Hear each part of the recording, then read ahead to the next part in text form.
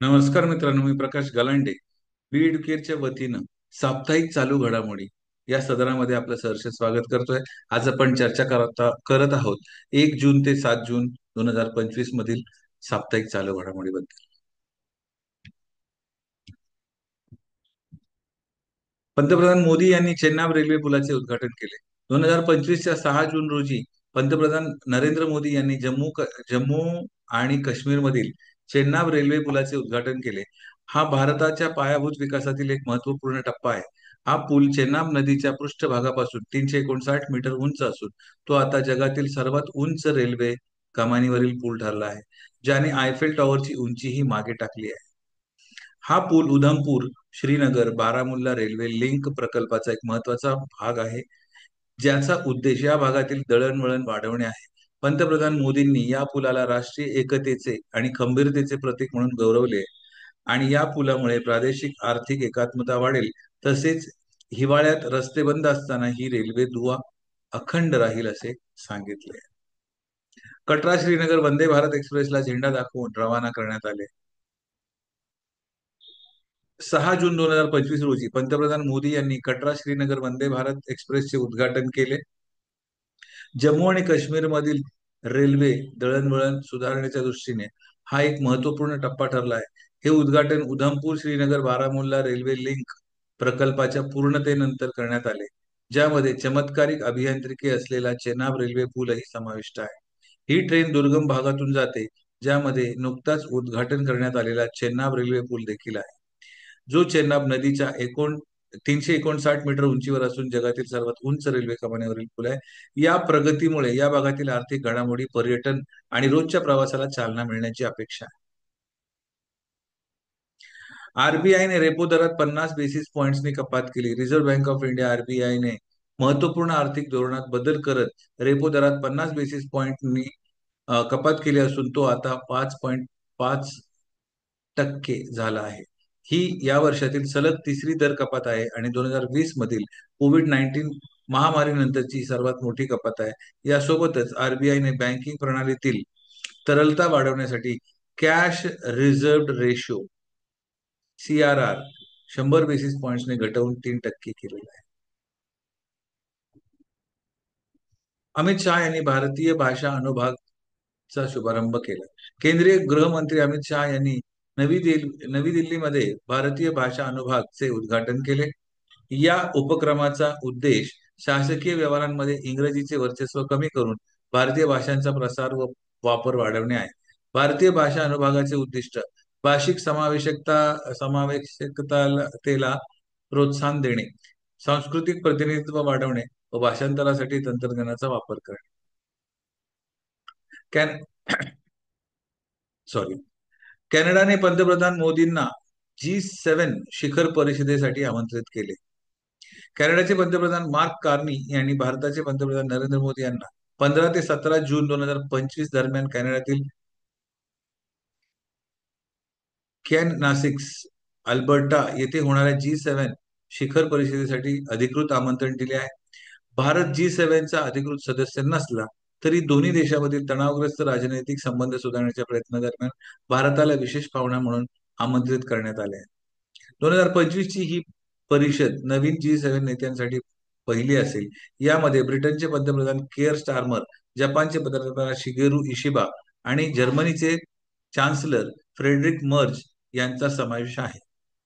पंतप्रधान मोदींची या शिखर परिषदेस उपस्थिती भारत कॅनडा संबंध सुधारण्याच्या दृष्टीने महत्वपूर्ण पाऊल मानली जात आहे.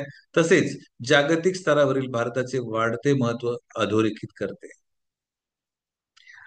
नवी दिल्लीत चौथा भारत मध्य आशिया संवाद, इंडियन सेंट्रल आशिया डायलॉग आयोजित.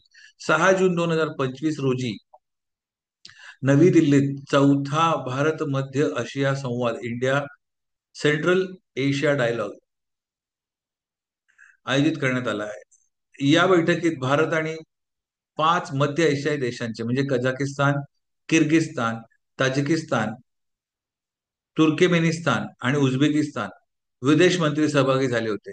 या उच्च स्तरीय बैठकीत सुरक्षा, आर्थिक विकास आणि कनेक्टिव्हिटी यासह विविध क्षेत्रांमधील प्रादेशिक सहकार्य वाढवण्याबाबतचा सामूहिक निर्धार अधोरेखित करण्यात आला.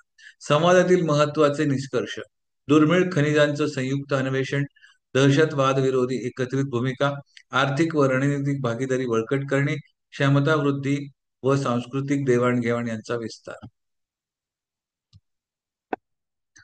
12वा ब्रिक्स संसदीय मंच आयोजित करण्यात आला. 12वा ब्रिक्स संसदीय मंच 6 जून 2025 रोजी नवी दिल्लीत आयोजित करण्यात आला. या मंचात ब्राझील, रशिया, भारत, चीन आणि दक्षिण आफ्रिका या ब्रिक्स देशांचे संसदीय नेते सहभागी झाले.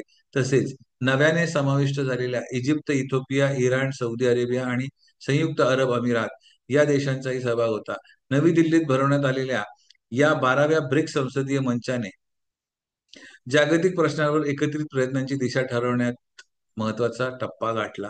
मंचातील प्रमुख मुद्दे: दहशतवादाविरोधात एकत्रित निषेध, जागतिक शासकीय रचनेत सुधारणा करण्याची मागणी, संसदीय देशांमधील संसदीय सहकार्य बळकट सदस्य देशांमधील संसदीय सहकार्य बळकट करणे. या मंचाद्वारे जागतिक पातळीवर शांतता, सुरक्षा आणि शाश्वत विकासाला चालना देण्याचा निर्धार पुन्हा एकदा अधोरेखित करण्यात आला. छत्तीसगडमध्ये टॉप माओवादी नेते भास्कर ठार. कम्युनिस्ट पार्टी ऑफ इंडिया माओवादीला मोठा धक्का बसला आहे. छत्तीसगडमधील बिजपूर जिल्ह्यात झालेल्या चकमकीत माओवादी वरिष्ठ नेता मायलारापू अडेल्लू उर्फ भास्कर ठार झाला आहे. 53 वर्षांचा भास्कर हा सीपीआय माओवादीच्या तेलंगणा राज्य समितीचा प्रमुख सदस्य होता. तसेच मांचेरियल कुमारम भीम आसिफाबाद विभागीय समितीचा सचिव म्हणून कार्यरत होता. हा विभाग माओवादी दृष्टिकोनातून एक महत्वाचा भाग मानला जातो. भास्करवर एकूण 45 लाख रुपयांचे बक्षीस जाहीर करण्यात आले होते, हे जे त्याच्या संघटनेतील वरिष्ठ स्थान आणि प्रभाव दर्शवते. ही कारवाई छत्तीसगडची विशेष टास्क फोर्स, जिल्हा राखीव रक्षक डीआरजी आणि सीआरपीएफचा कोब्रा युनिटने संयुक्तपणे केली. ही मोहीम इंद्रावती नॅशनल पार्कच्या घनदाट जंगलात सक्रिय माओवादी नेतृत्वाला लक्ष्य करून राबवण्यात आली होती. घटनास्थळावरून AK-47 रायफल, AK-47 रायफल, स्फोटके आणि इतर दारुगोळा जप्त करण्यात आला. INS अर्नाळा भारतीय नौदलात सामील. भारतीय नौदलात 18 जून 2025 रोजी INS अर्नाळा या आपल्या पहिल्या anti submarine warfare shallow water craft ASW-SWC ची विधिवत नेमणूक करण्यात आली आहे.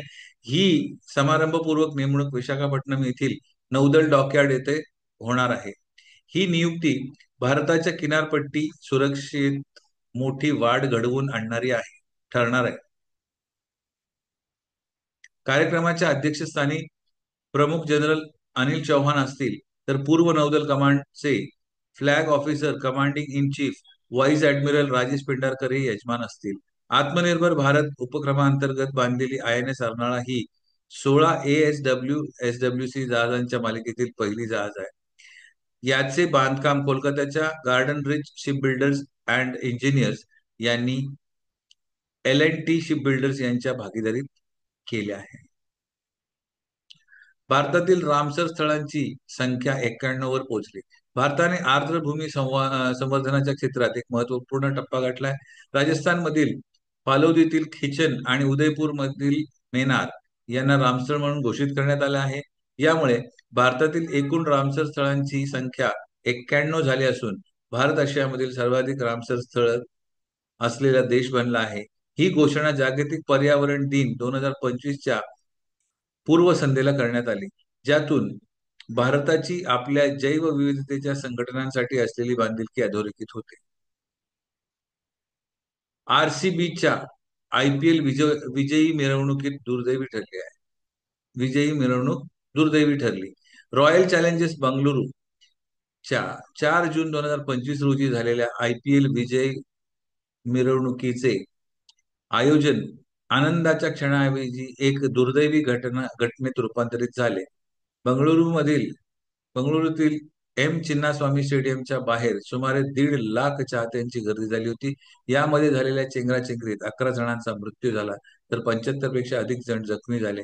या घटनेनंतर बंगळुरू पोलिसांनी 4 जणांना अटक केली असून त्यात आरसीबीचे मार्केटिंग प्रमुख निखिल सुसले तसेच डीएनए एंटरटेनमेंट नेटवर्क्स या कार्यक्रम आयोजक संस्थेचे अधिकारी समाविष्ट आहेत.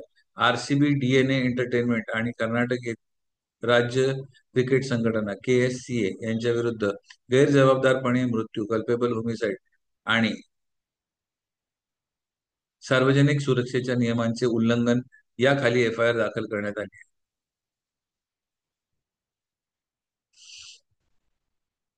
मॅग्नस कार्लसनने नॉर्वे चेस 2025 स्पर्धा जिंकली. मॅग्नस कार्लसन याने नॉर्वे चेस 2025 स्पर्धेत आपले विक्रमी 7वे विजेतेपद पटकावले. ही स्पर्धा स्टावेंगर, नॉर्वे येथे करण्यात आली होती. शेवटच्या फेरी आधी कार्लसनचा डी गुकेशवर अर्धा गुणांनी आघाडी होती आणि दोघेही विजेतेपदाच्या शर्यतीत होते. कार्लसनने भारताच्या अर्जुन एरिगेसी विरुद्धची क्लासिकल सामन्यात बरोबरी साधून एकूण 16 गुण मिळवत आपले विजेतेपद निश्चित केले. दरम्यान फॅबियानो करुआने अंतिम फेरीत गुकेशवर आणि निर्णायक विजय मिळवला. अंतिम फेरीत गुकेशवर निर्णायक अंतिम मिळवला आणि त्यामुळे कार्लसनचे अव्वल स्थान अधिक बळकट झाले. नॅशनल ई विधान ऍप्लिकेशन सुरू करण्यात आले आहे. नॅशनल ई विधान ऍप्लिकेशन हे संसदीय कामकाज मंत्रालय आणि नॅशनल इन्फॉर्मॅटिक्स सेंटर एनआयसी यांनी संयुक्तपणे विकसित केलेले एक व्यापक डिजिटल उपाय आहे. हे एनआयसी क्लाउड मेघराजवर होस्ट करण्यात आले असून सुरक्षित आणि स्केलेबल ऑपरेशनची खात्री देते. एनईव्हीए चे मुख्य one nation one application okay मुख्य एनईव्हीए चे मुख्य उद्दिष्टे खालीलप्रमाणे आहेत. कागदविरहित विधान प्रक्रिया, विधेयके, प्रश्न, सूचना, समिती अहवाल व इतर संसदीय कागदपत्रांचे इलेक्ट्रॉनिक स्वरूपात व्यवस्थापन, रिअल ई टाइम प्रवेश, आमदारांना मोबाईल ऍप्स आणि वेब पोर्टलद्वारे तात्काळ माहिती व कागदपत्र मिळवण्याची सुविधा, पारदर्शकता आणि जबाबदारीत वाढ, सामान्य नागरिकांना संसदीय माहिती मिळवण्याची संधी देऊन लोकसहभाग आणि सार्वजनिक देखरेख वाढवणे. एनईव्हीए मुळे संसदीय कामकाज अधिक सुलभ, आधुनिक व लोकाभिमुख होणार आहे. भारत जनगणना आता 2027 मध्ये होणार. भारताची बहुप्रतीक्षित जनगणना 2027 कोविड-19 महामारी व तत्सम अडचणींमुळे लांबलेल्या जनगणनेची सुरुवात आता 1 मार्च 2027 पासून होणार आहे. ही जनगणना 16 वर्षानंतर होणार आहे, कारण 2021 ची जनगणना पुढे ढकलण्यात आली होती. प्रारंभ तारीख मुख्य गणना 1 मार्च 2027. हिमालयीन व बर्फाच्छादित भाग, लडाख, जम्मू काश्मीर, हिमाचल प्रदेश, उत्तराखंड ऑक्टोबर 2026 पासून. जनगणना 2027 ची वैशिष्ट्ये: डिजिटल स्वरूपात माहिती संकलन, जात व उपजात माहितीचे संकलन 1931 नंतर प्रथमच, आणि मतदारसंघ पुनर्रचना. या जनगणनेचे आकडेवारी वर आधारित लोकसभा व विधानसभा मतदारांचे पुनर्रचना होऊ शकते. मायक्रोसॉफ्ट आणि योट्टा यांनी एआय स्वीकारासाठी भागीदारी केली. उझबेकिस्तान फिफा विश्वचषकासाठी प्रथमच पात्रता मिळाली आहे. उझबेकिस्तानने फिफा विश्वचषकासाठी प्रथमच पात्रता मिळवली आहे. ही ऐतिहासिक कामगिरी 5 जून 2025 रोजी झाली.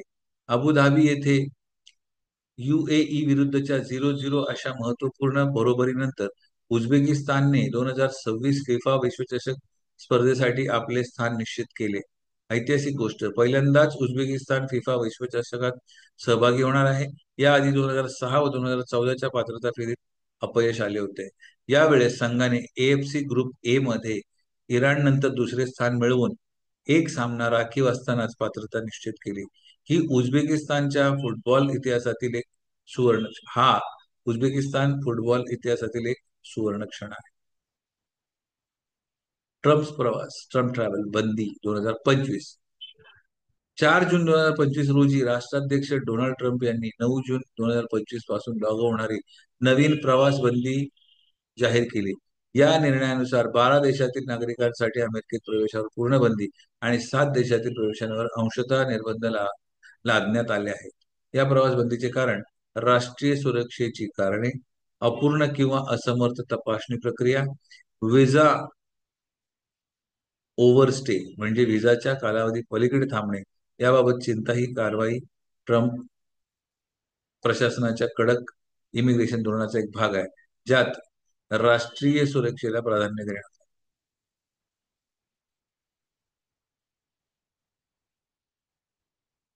प्रश्न मंजुषा. चला, आजचा पहिला प्रश्न आहे. जून 2025 मध्ये पंतप्रधानांच्या आर्थिक सल्लागार परिषदेचे अध्यक्ष म्हणून कोणाची नियुक्ती करण्यात आली? एक, अरविंद सुब्रमण्यम, एस महेंद्र देव, रघुराम राजन, उर्जित पटेल. रघुराम राजन. तर आहे रघुराम राजन. पारंपरिक बिट्स ऐवजी क्युबिट्स वापरण्यासाठी कोणते तंत्रज्ञान वापरले जाते? कृत्रिम बुद्धिमत्ता, क्वांटम संगणक प्रणाली, ब्लॉकचेन, नॅनो तंत्रज्ञान. तर आहे ब्लॉकचेन.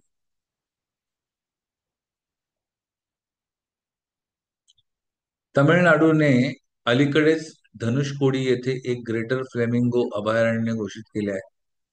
भारत आणि श्रीलंका यांना जोडणाऱ्या कोणत्या प्रसिद्ध भू आकृतीच्या सानिध्यामुळे हे क्षेत्र भौगोलिकदृष्ट्या महत्वाचे मानले जाते?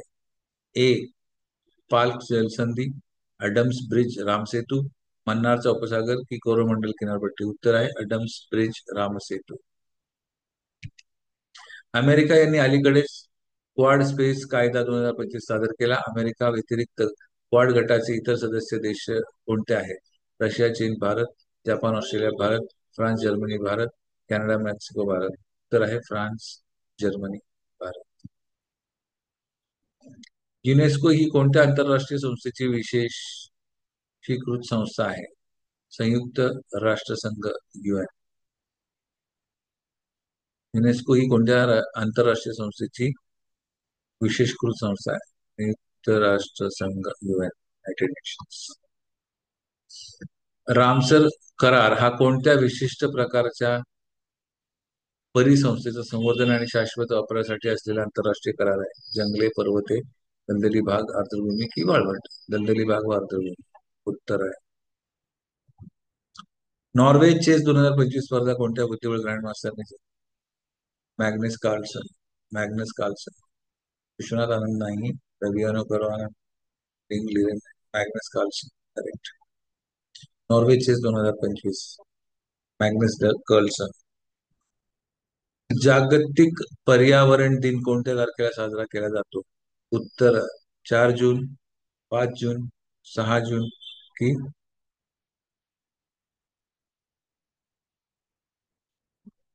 Sorry, option D. हा, इथे कोणताही अंक दिलेला नाहीये, कृपया माफ करा. या 3 ऑप्शन्स पैकी तुम्ही एक घेऊ शकता. प्रश्नाचे उत्तर कॉमेंट बॉक्स मध्ये द्या. धन्यवाद. ठीक आहे, पाहत राहा बीडकेरचा युट्यूब चॅनल आणि पुन्हा भेटू आपण पुढील सदरामध्ये. तोपर्यंत पाहत राहा बीडकेरचा युट्यूब चॅनल.